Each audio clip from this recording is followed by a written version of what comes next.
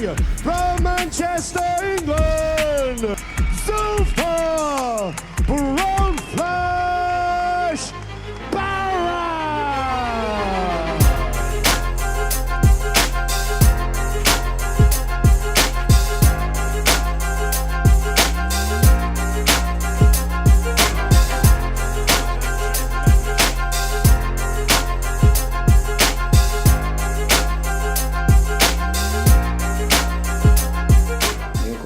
That really took the time out with me.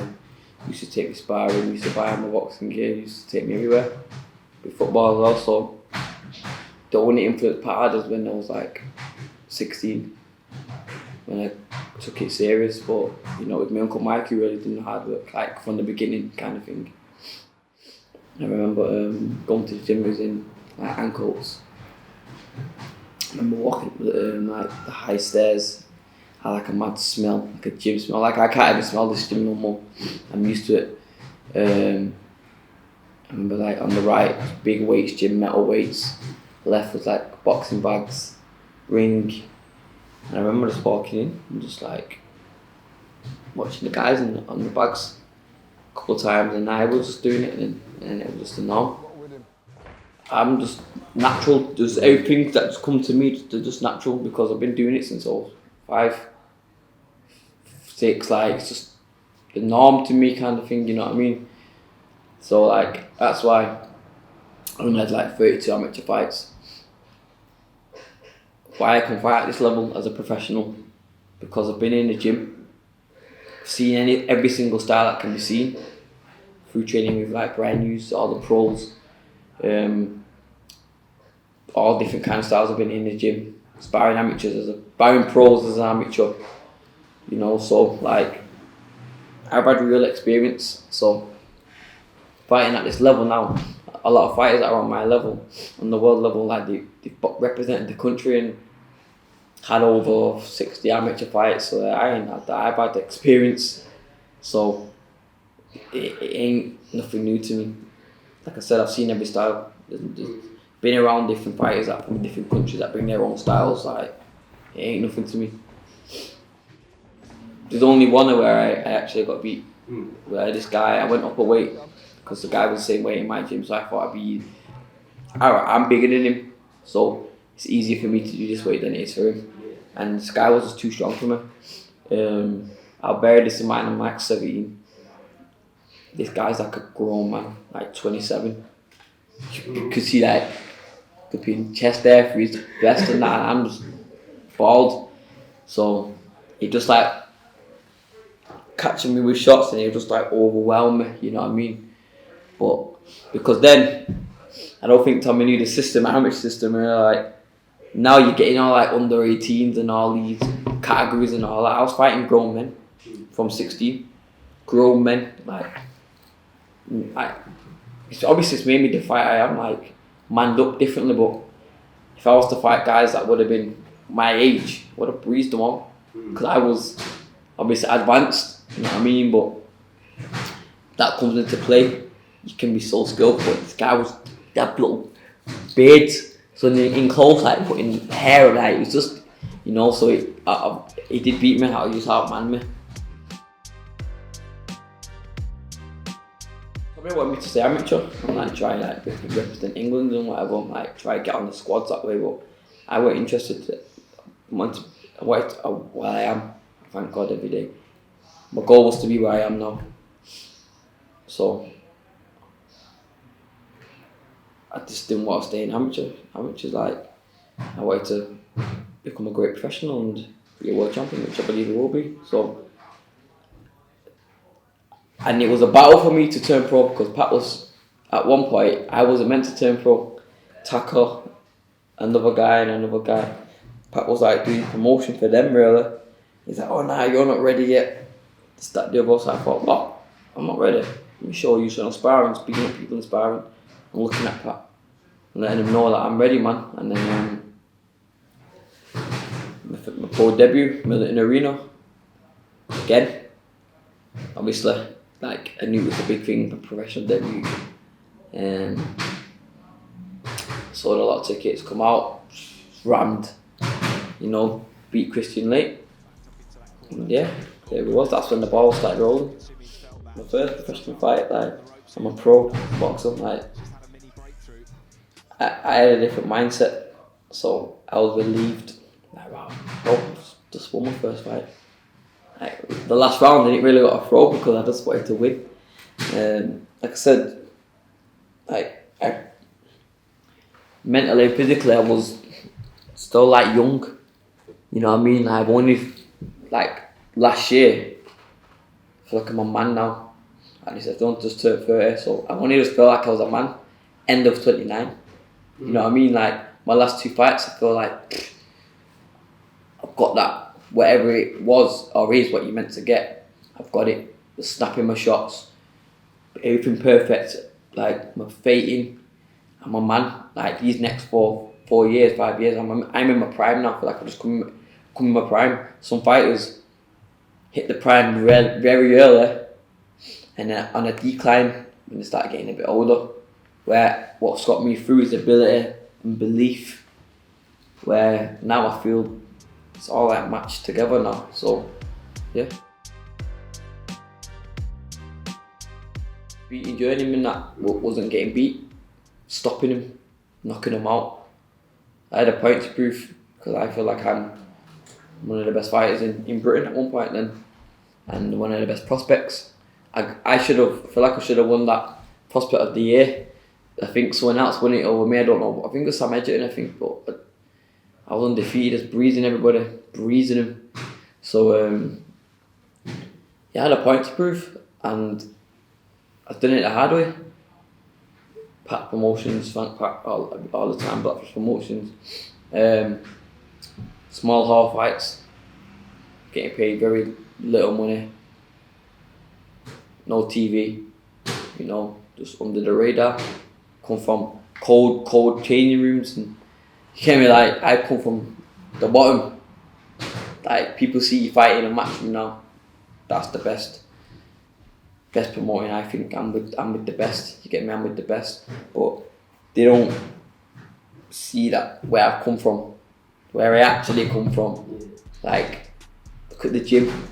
Like, I've come from the bottom, the dirt, the mud, so they say. Like, I've had the same opportunity as everybody else. I just grabbed them and ran with it. You get me? So I've come from the bottom of the barrel and come up through the hard way, beat who's been put in front of me, not complained.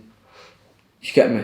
Like, so that's why a lot of people from in boxing respect me and from boxing respect me. Because we're all from the same area. We've all come from the same cannabis states, whether it's from Wimenshaw, Longside, anywhere, you know.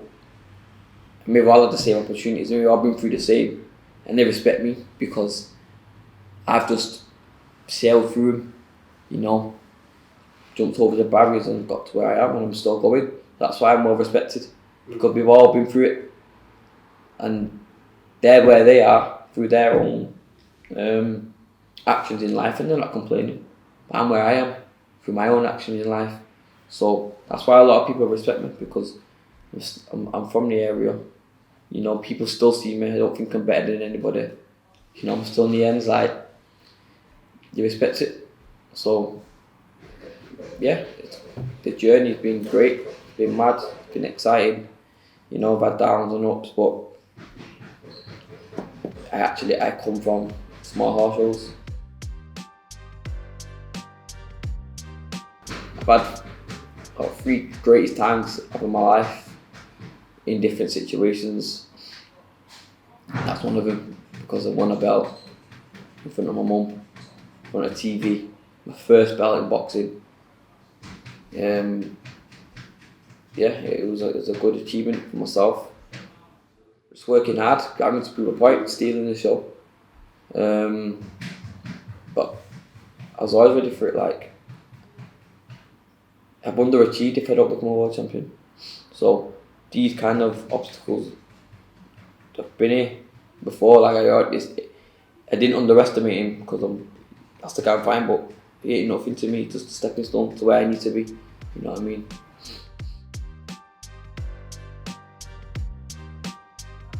it hurt because, yeah, it just hurt because obviously it's my first loss. Like I said, I was still like immature. Not immature, I wasn't mature, you know what I mean? So it just hurt a bit. So, but you know, it made me a stronger fighter, made me a stronger person. It made me, like, I had to like work harder. I had to prove people wrong, because people were just chatting on the case about, oh, meant to be the next best thing and this, that, the other. Them same people that are saying that, they're up my arse now. You get me? Yeah. So, you know, it hurt, but I gained from it. Man. And it was a good fight too. And I took it on 2 week notice. You get me? Like, Yeah. it worked like a fight where it's been arranged. Anytime I've been beat, they've all been short notice. Shafkat for the world title. Breezing him. Put him down, breezed him, burst my eardrum, couldn't continue. My whole balance. Ronnie Clark, 2 week notice. They even spar us southpaw. You get me? So they're the only time I get beat with the preparation wise, you get me? But it was a good fight still. And that was my very first 12 rounder. They didn't even do 12 rounds in training. Yeah. I was meant to do like an 8 round or something. You know what I mean? So that was in my head, thinking about never done 12 rounds. Looking at the rounds, trying to conserve myself and whatnot. Like, you know, like I said, it's a good experience for me. Then built me up. So I was meant to fight Ronnie Clark again on the side of Fury come back. Didn't want to know. Sweet. Got on with my career. I tore my Achilles. So I was out for like 6 months. Rehab, whatever. So I mean, a lot of people don't know this, but big obstacles, them kind of injuries finish people's mindset, whatever. I'd tore my Achilles, come back training, come back stronger. Went to box on Pat Show against a guy called Tellers or something. I think. Stopped him. Straight after that, said, "Yo, got a fight to come off time." Get Liam was stuck. So it was like, because I've come off a defeat and he's come off a defeat, it's like, well, you're fighting for your place kind of thing. Leon's just like me, but from a different part of England. He's from the ends, nice guy. We were always eyed each other up. I had respect for each other, but eyed each other up. It was on, and I just thought, I ain't getting beat. He ain't beating me. You know, I know, beat him. Just another notch, just another tick on the bucket list. Really. Like I said, I've underachieved. I can't become a world champion. I'm going to be a world champion. Whether it's this year or next year, I'm going to be a world champion. So it's just another tick on the list. My expectations are high. You know, some fighters, their expectations are only become a British champion, and anything past that is a bonus to them. You know, so like, you should never put your dreams and your barriers too short. Could you be gutted? Because you're not far from that. You get me? So that's why I speak like this. I believe in myself. So that was just another tick. We're not in the same category if you think that you becoming a British champion is like your end goal. We ain't the same. We can't rub the same. We can't eat at the same table kind of thing. Like, your barriers are down there. I don't want that energy, like, and that's being truthful.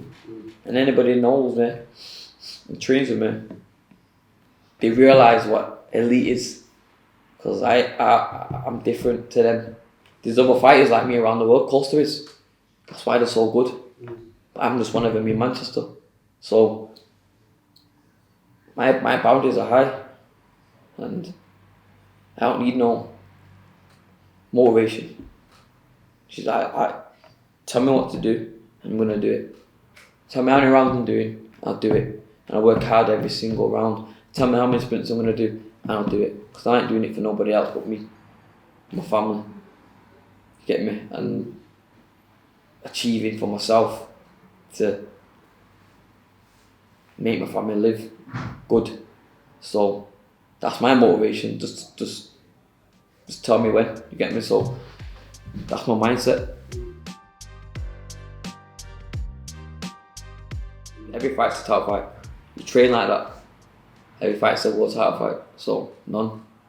Good fight that. I was down on the scorecards then, you know.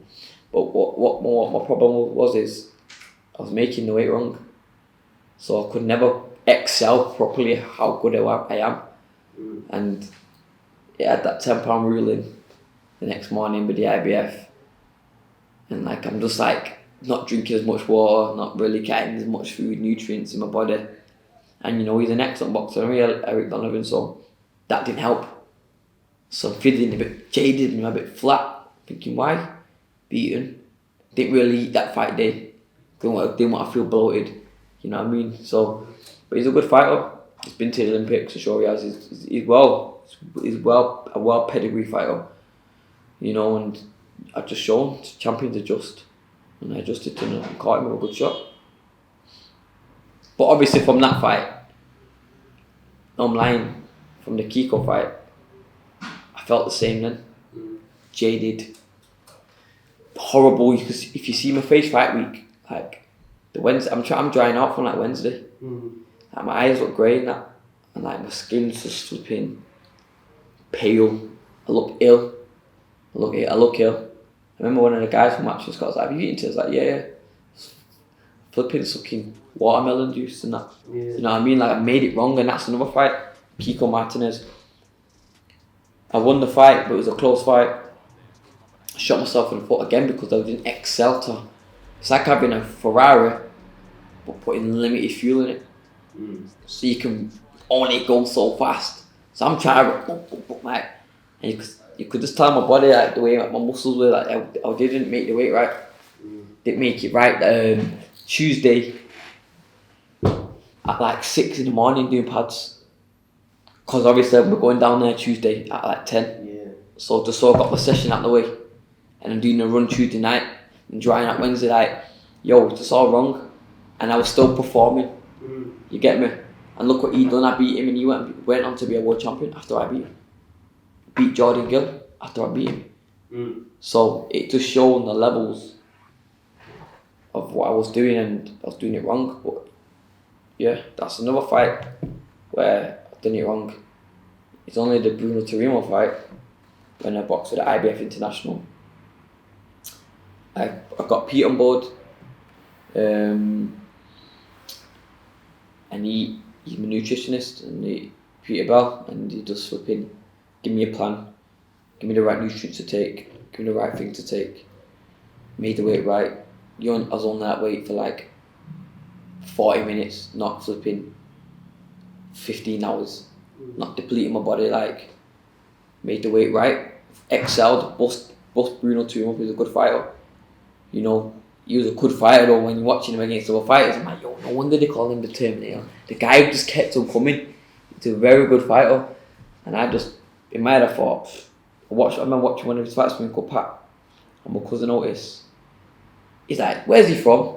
It's like, yo, bet he runs up Kilimanjaro. I'm like, yo. In my head, I'm thinking, this guy's fit. It's going to be tougher on the lungs, but I'm going to breathe him.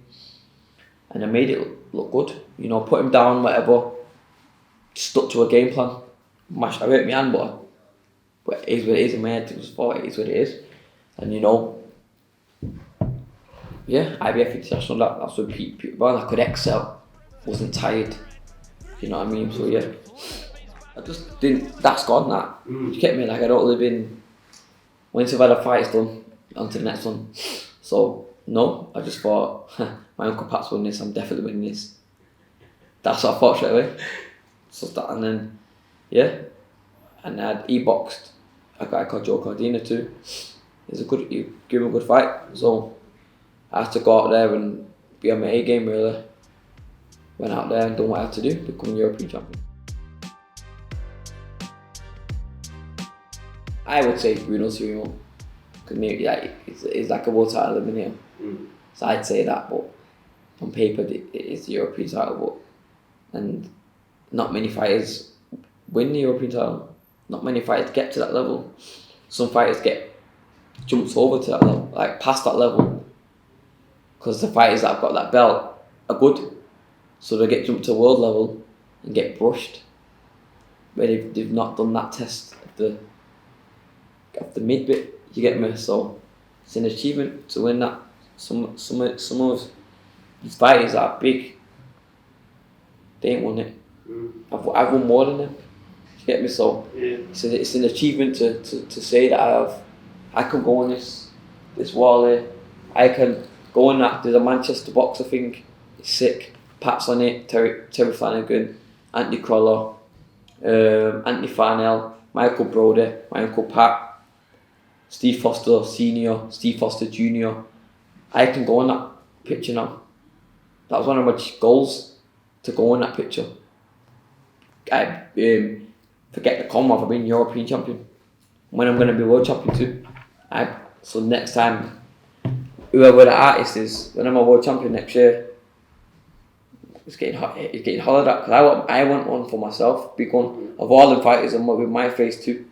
You know, it's an achievement. So yeah, I'd say my IBF against Bruno Simon was the highlight. But then I also would say my world title fight was, because everybody that knows boxing, if you watched it, everybody thought something that was in my leg. But well, this is my ear. Yeah. Which affects your balance. So I was breezing it, winning the fight. It was tough, it was good. But I made it look easier. Through listening, through all my experience. And like I said, bear this in mind, this is 5 week notice. This is not a 10-week camp. Excuse me, this is not the right time that fighters get fighting for a world title. This is yo, should I fight for this? And I'll be like, fuck yeah, come in. It's one of them ones, you get me? I'm always in the gym now. Yeah. But they're my only defeats when I have short notice fights. It just hurt my pride. Like, I got beat, but I know why I got beat. He didn't knock me out. He didn't like, he caught me with a good shot obviously in my ear, but he didn't knock me out. Like where I can put my head down. I ain't ever been stopped, like put to sleep, quick. I just couldn't physically able to do it. Like it's like your tire going down. Like can't do nothing about it. It's not like where I could have firmed it. Yo, I was gone. Like I was drunk or something. Like having a cut's firming it. Like getting a broken jaw's firming it. Like this is just unable to continue. If my other ear would have went, I would have been balanced. But one ear was like, you know what I mean? So no, just obviously I got beat, man. That was like but no, because anybody that's seen it and knows boxing knows what's what. So I don't take nothing from that. I just take all the ups from it. That's why I said, yo, put me in a big fight next straight away after that. You know, boxed Sanchez, good fighter, boxed for the world title. Oscar Valdez, been in good fights, fought world champions, and I made that fight look easy. You know what I mean? They caught me a few times. I had to adjust because all camp was sparring southpaws. Went to fighting Alex Delmagani, he pulled out. So 2 weeks later, they got him. So we're doing orthodox pads. We've been doing southpaw pads, we've been preparing for southpaw. So I had to adjust, getting caught with a few jabs, adjusting from his style. But yeah, we got the job done. Definitely a world champion. Just in good fights and winning. Good fights and winning. You know, I've been a world champion. Keep it up. Watch me. You know, I'm always in a good fight. I always perform. I prepare to perform. That's what it is. And I'm always, they don't know what to expect. I don't know what to expect. I throw big shots, fast shots, flashy shots. So when you see people watch, they're always like this. They don't really see people watching like, they're like, yeah. You gotta keep gotta watch, because it's like when I watch boxing, I watch Crawford, or I'm trying to put myself in that level, but I believe in myself, or a good fighter, you watch him, because you don't want to take your eye off him, because you might miss the shot. Oh, see what I'm saying? You put him down, what was your fault? I have to watch it on the replay. So I'm always in good fights, no doubt, and you know, I'm in fights that make sense, not in daft fights that don't make sense. I mean fights that make sense for my career.